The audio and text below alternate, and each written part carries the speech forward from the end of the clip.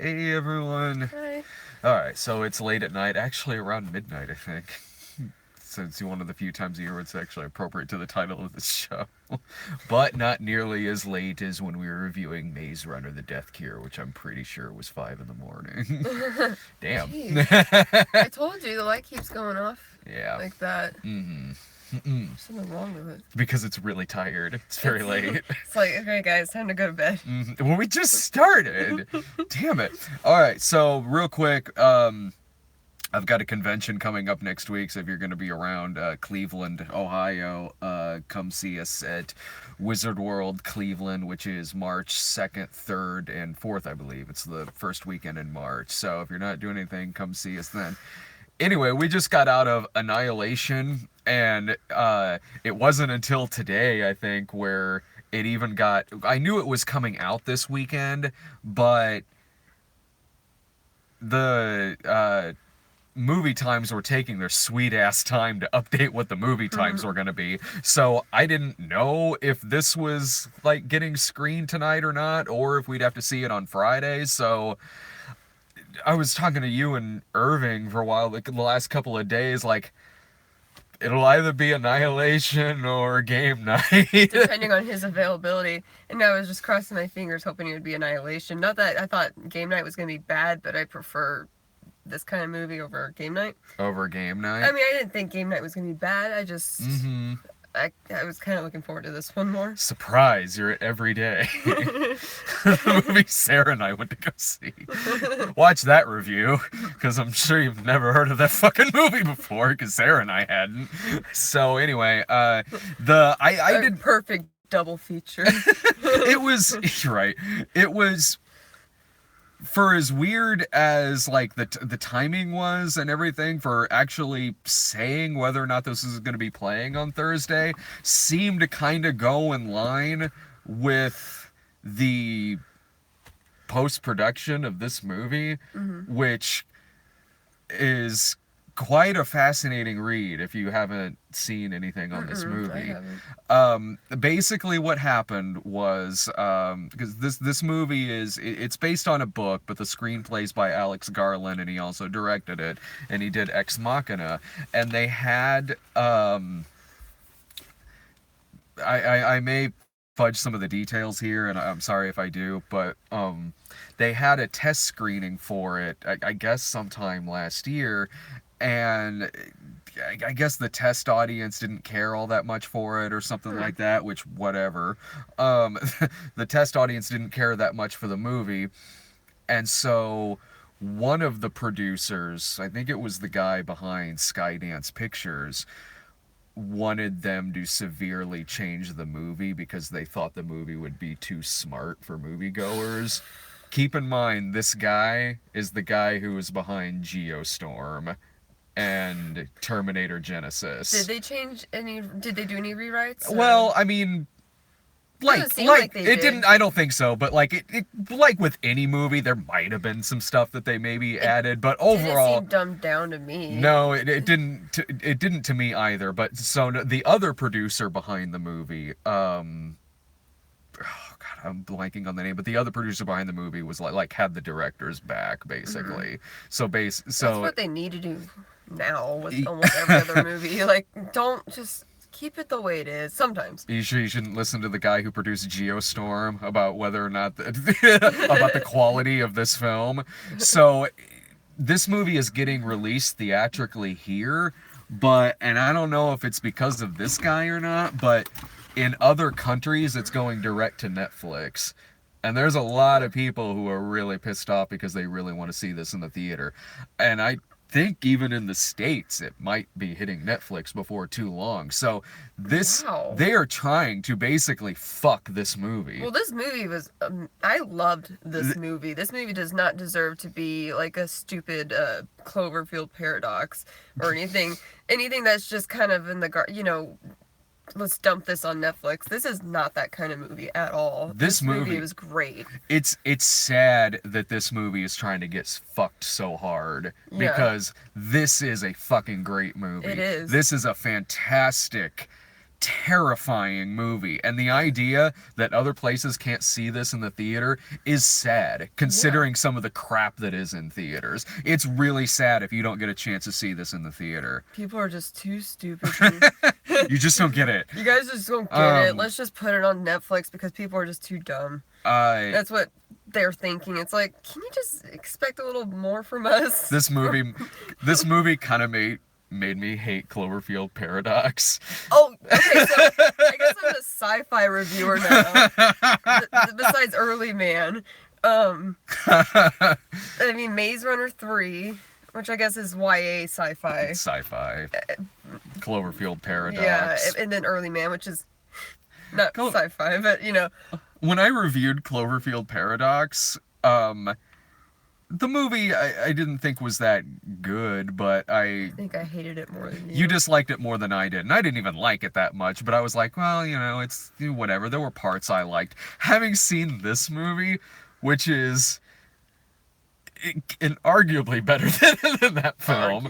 Yeah. Like, this movie was amazing. Having seen this movie, I'm like, yeah, you know what? Yeah, yeah, maybe you should just pass up Cloverfield Paradox and just go see this fucking movie. Yeah, no, I highly suggest that. What this movie is this, it starts out where this, like, comet or something from the sky has crashed into this lighthouse, and you're not sure what it is entirely because it flashes to Natalie Portman, who we're told her husband has possibly been dead for about a year, and her husband is Oscar Isaac. No, she wasn't told that he was dead. Like, we're told, we get the idea that her husband is possibly dead. Yeah.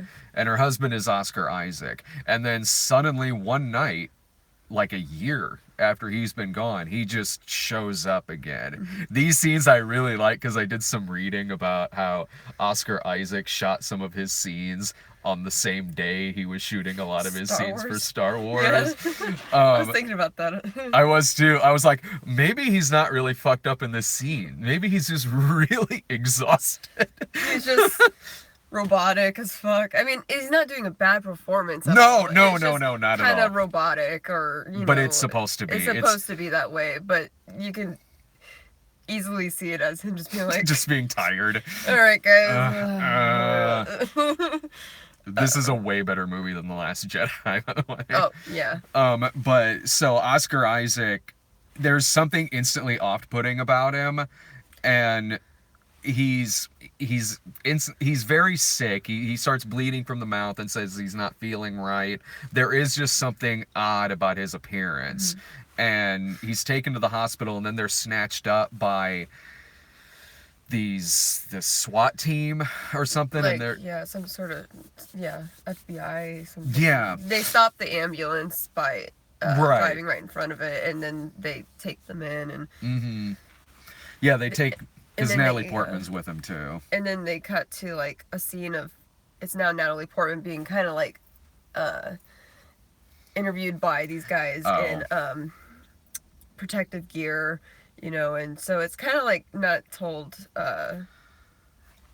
I mean, I'll get to that in a second. Oh, sorry. Well, that's how they're telling it in the movie. So. No, yeah, I've got some other things I have to say about that, but like, Jennifer Jason Leigh is kind of the person who's in charge of this particular organization that is investigating this force field that has started out surrounding the lighthouse, and then it's slowly but surely, it's slowly but surely expanding to the point where, like, right now it's secretive, but it's expanding enough to where it's going to start taking over cities, states, and eventually everything. And they've sent drones in it, they've sent people in there, they've sent animals in it, and all of it, and just none of it's coming back except for Oscar Isaac. And then Natalie Portman and Jennifer Jason, because Natalie Portman's former military, and she's also a biologist. Yeah. So they're starting to send scientists in, mm-hmm. like people that are more qualified, and they're for investigating what is going on, instead of just army mm-hmm. troops and stuff. Yeah, and they're sent in, and instant, like, it's there's a real quiet creepiness to this movie throughout the whole thing. It's unsettling. Like, you are just constantly like off your guard in this movie. It's Like, it definitely a is. horror sci-fi. Oh yeah, yeah, and because right away when they go into this thing, yeah, Natalie Portman wakes up in this tent and is looking around, and it just looks like the woods. In fact, it's sunnier in there than it is outside the thing. But what we find out is, like, they walked in and suddenly like 3 days are missing. They No one remembers, like, even Yeah, setting up camp. yeah, they don't even remember setting up camp or doing things like that. So constantly the movie is just keeping you on edge because you don't know what is going to get thrown at you in this thing. They see that you kind of see this in the trailer a little bit where there's this crocodile, but it's got like these shark teeth. You find out that there's a lot of, and I'm not going to give everything away about this movie, but you find out that there's a lot of DNA mixing and manipulating going on. I don't want. I mean, we'll do spoilers later, I guess, because I don't want. I honestly don't want to spoil this movie. Okay. But There's a DNA mutation. Is that yeah, okay to say? yeah, because you see a little bit of that in the trailer, and they tell you a little bit of that going into This it. So it's called the Shimmer, and basically everything, Yeah. including. I mean, it's in the trailer, so I don't think this is a big spoiler. I mean, it's just everything's being. Give me a stare like I'm giving something away. oh, I just genuinely look like that. I just genuinely. I think you're look just terrifying. tired. Terrified. I think you're just tired, so your eyes are a little bit wider. Oh, sorry. No, you're just like, don't say anything. No, Don't you dare! You know how angry I get about spoilers. it's in the trailer basically, so I don't think I'm giving much away. It's the shield, not the shield. The The Shimmer. Shimmer is basically everything going on in there is Mhm. a DNA mutation between all species. Anything that goes in there, all creatures, and I mean they show the animals and stuff like that, and some of them A start little to, bit. and some of them start to become like body snatchers, kind of. Well, Okay, and then that's all I'm gonna say. But there are terrifying things that they do in this movie with animals. There is this bear-like creature in it like a that hog has face. this scene that is just horrifying. Like It is. it's a oh my god, like it's god, I about shit my pants watching this fucking scene. There is some truly haunting shit in this movie. From things it's doing to animals to even like little things where you see these plants that have formed and they're shaped like people, and you see a little bit of this in the trailer where it's the former squad that was in there and it was Oscar Isaac, and you get a Okay. sense that maybe like at first it looks like, did these people just go crazy and turn on each other? But then there's like body mutations that it's doing with They're them. getting And mutated as well. Their DNA is getting mutated as well. Yeah.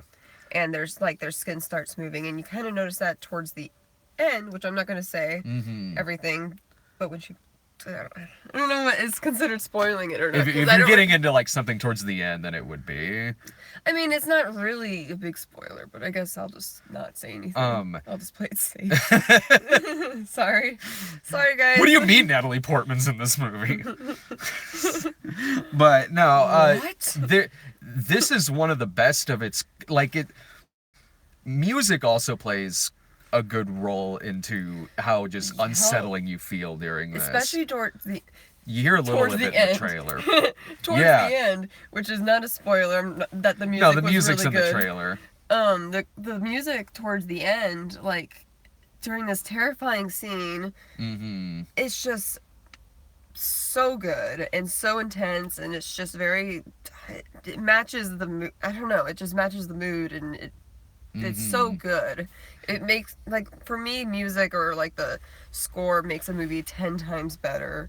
Then that's the case here. They've got a really good score in this movie. They do. Like it sets you up for it gives you a mood that is perfect for this film, Yeah. for what you're supposed to be feeling in these scenes.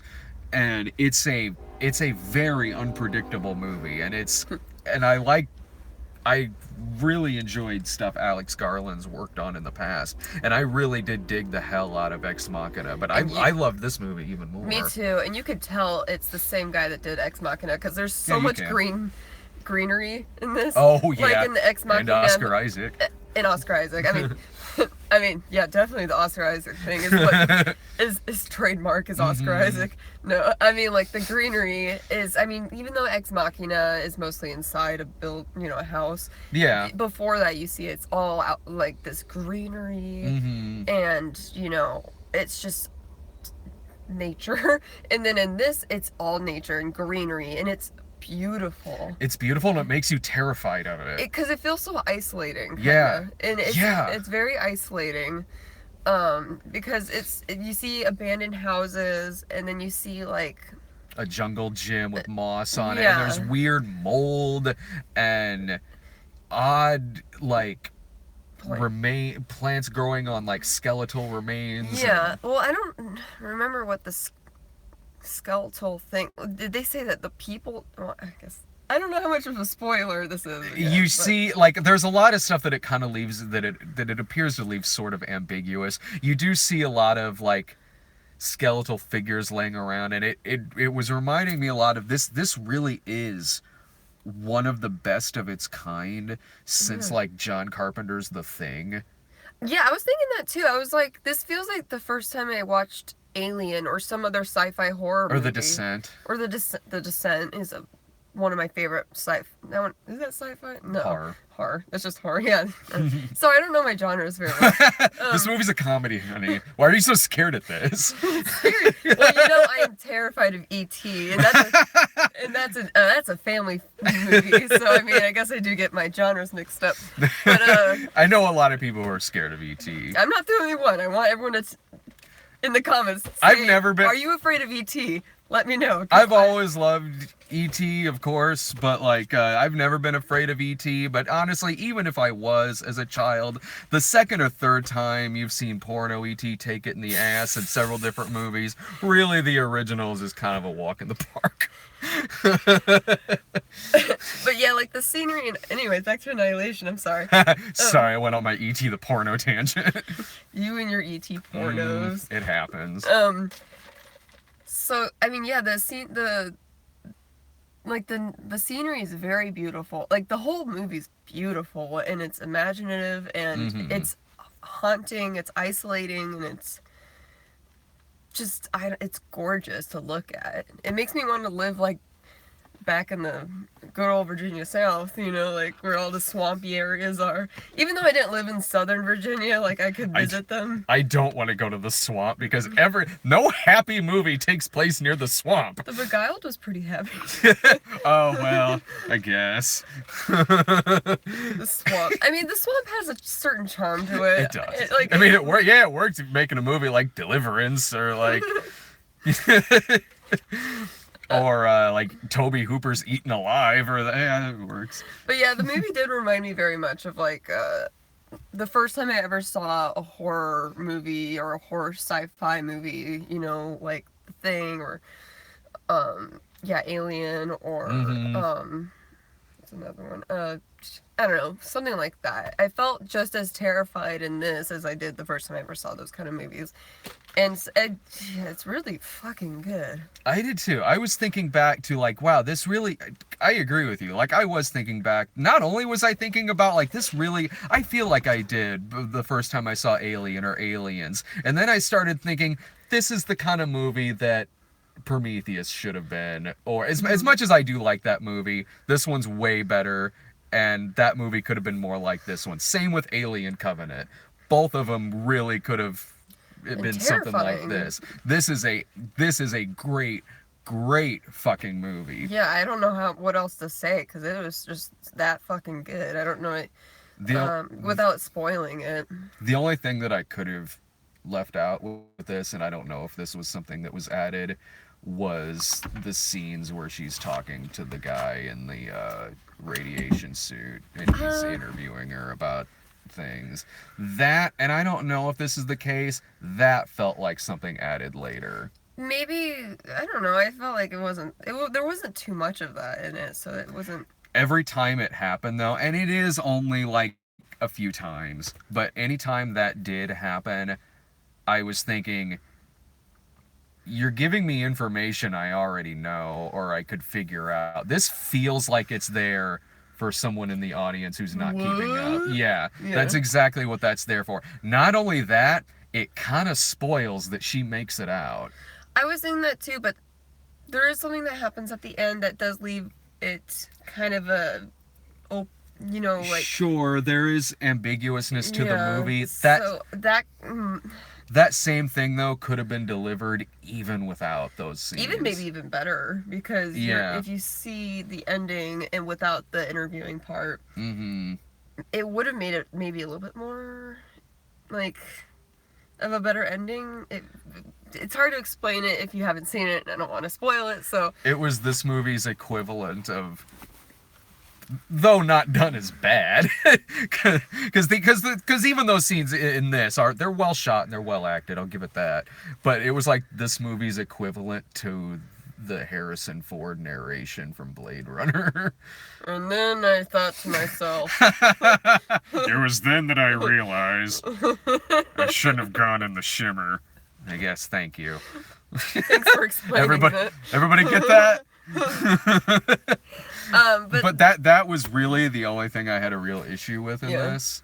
there's out of all the movies on the midnight screenings, besides Early Man, this is the one I understood the most, and I never had questions. Maybe there was like one question I have, which I can't say because it'd be a spoiler. But I understood the movie entirely. Shocker. Apparently, I'm always asking questions, but and I'm but yeah, it was really. I mean, you can understand it if you're not. I mean, Well,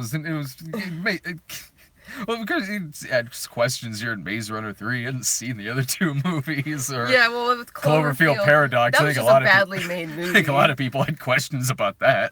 I think a lot of people liked it. They're like, actually. Cloverfield Paradox? Yeah, I think some That people didn't, liked it. well, some people like anything, but Yeah. it didn't get that good of reviews. I was more lenient on it than most critics were. I hated it. I didn't hate it. I didn't hate Cloverfield You Paradox, see more movies but than I do, so sure, I have less to compare it to. I but guess. Cloverfield Paradox. Yeah. But this one though is, yeah, it really sucks if you are somewhere where this isn't playing in a theater. I mean, maybe hold out to see if word of mouth is, because the reviews are already great for this. I'd hope word of mouth would be good for this too, and if it does well, who knows? Maybe you could find a theater showing it somewhere if you live in a country that isn't showing it. But I People are highly missing- recommend it. People are missing out. Like, this movie is meant to be seen in theaters. Yeah, it is. It's like, it really sucks that people are not able to see it in a theater.